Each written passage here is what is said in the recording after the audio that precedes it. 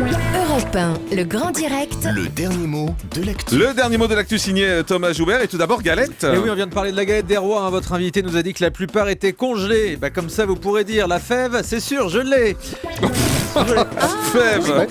Et attention d'ailleurs à ne pas croquer dans la fève. Sinon, la couronne, c'est votre dentiste qui la posera. Livre. Dans le débat, vous avez parlé du livre de Michel Houellebecq ce matin. Vos invités sont bien engueulés, dis donc. En fait, c'était pas Houellebecq là, c'était prise de bec.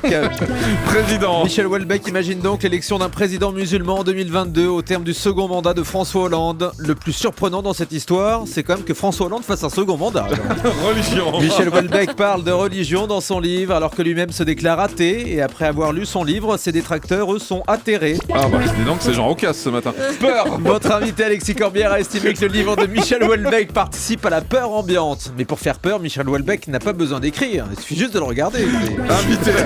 Et vous avez rappelé que Michel Houellebecq sera d'ailleurs l'invité au 20h de David Pujadas sur France 2 ce soir. Houellebecq et Pujadas sur un même plateau. Le coiffeur du 20h s'est mis en grève. Et puis rencontre. Et puis dans le grand direct de la santé, vous allez parler des rencontres dans un instant avec cette question: faut-il coucher le premier soir? Ouais. Enfin, la vraie question, c'est pourquoi attendre le soir en fait. Merci beaucoup Thomas Joubert.